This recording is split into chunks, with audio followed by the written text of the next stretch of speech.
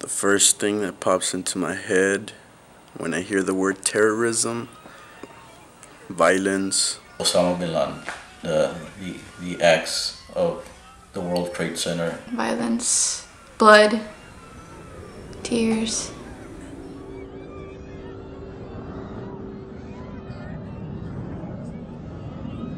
But I can't really describe a terrorist other than somebody who's very power hungry and who's very violent and greedy. I don't think there's a certain way a terrorist looks. It's just what they've done. When we think of terrorism and terrorists, we picture men with heavy beard and maybe a turban on their head. But a terrorist can be anyone, even a U.S. citizen can be a terrorist. I wouldn't know what a terrorist looks like other than the concept that we see in TV and the early 90s movies.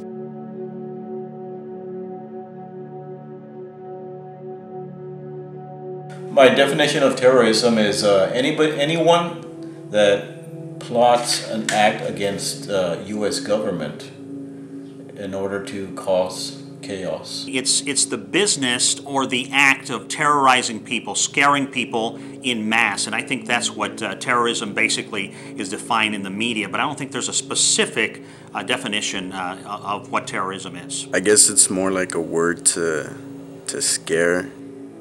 It is the act of using fear to, I guess, intimidate a nation. I would have to say terrorism is, in my belief, an act of unjustified violence.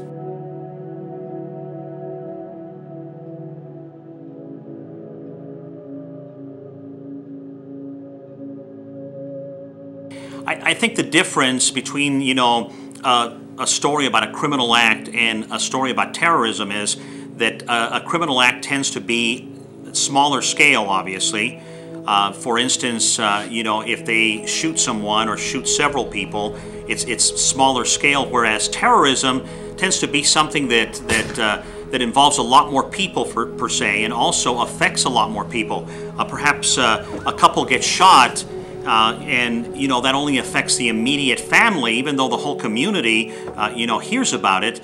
In the case of terrorism, when terrorism happens, it not only affects whoever the victims are, but it also affects the whole community because they're in this state of panic because of the terrorism act. I think terrorism, thief, anything means violence, because a thief uses violence to intimidate. I guess it's how they label somebody, saying, he's a terrorist for driving a plane through a building, killing people, doing such a crime, doing such a thing.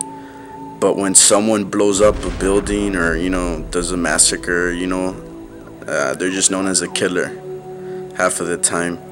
So I guess it's the way some people label it. I guess it's somehow how people put it. Some people want to say they're terrorists, some want to say they're just a killer.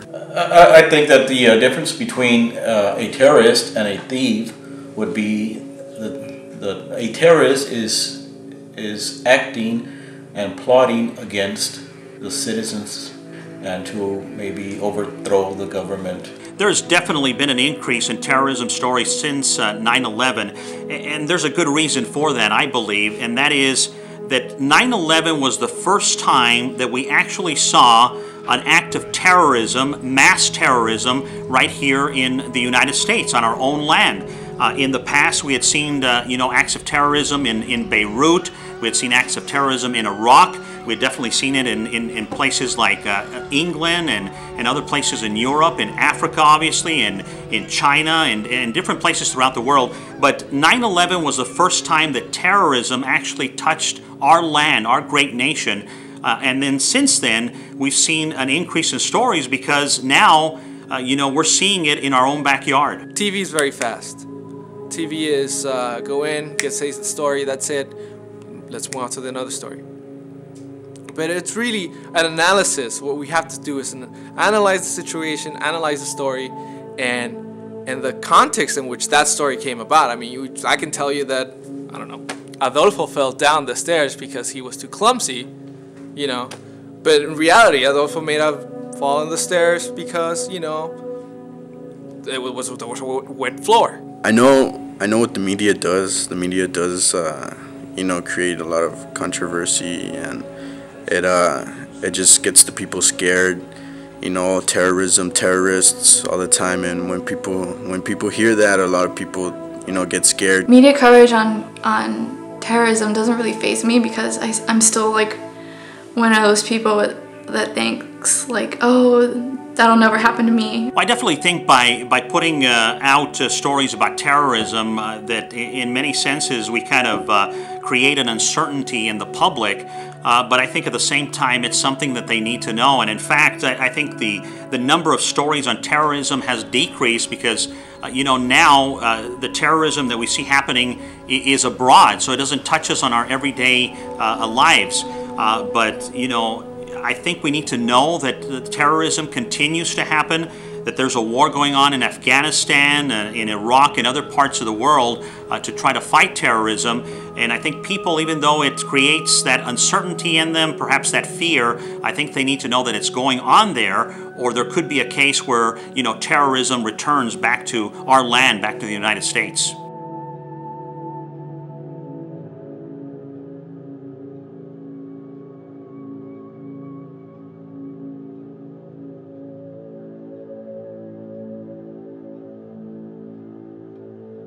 We've never discussed the war that's happening right now, so I feel somewhat misinformed about the war, so I can't really speak so much about it because I feel like I don't know much about it. But I think that also the United States citizens are also very misinformed about the war. I think there's lots of secrets that haven't come out, and lots of motives that are questionable. Of course, no one wants to have their loved ones or, you know, family and friend go off to war, but it's a necessity. I know a lot of people want to bring our troops back home, including myself. But you know, the job that they're doing in places like Iraq and Afghanistan is so needed because if they can't figure out a way to decrease you know, what's going on there in the Middle East, you know, terrorism will rear its ugly head once again here on our land, here in the United States. This is why the war on terrorism is never going to work. Terrorism is a concept. It's not a physical person. It's not a physical thing. Terror is a feeling. You're never gonna you're never gonna defeat a feeling, an emotion. It could be anything. The war on terror could be the war on you know, if TVs terrify you, that's a war on terror. It's a very broad concept. I don't think terrorism is ever going to stop us so long as there's greed in the world. I mean, it can definitely be alleviated through work, through the United Nations. In other countries and religion, they think that's, you know, flying a plane into a building is sacrificing. They think that's right. And we have different beliefs too, so I don't think you could change someone's beliefs without their will. We cannot live in fear. We cannot show our weakness and have these people live our lives.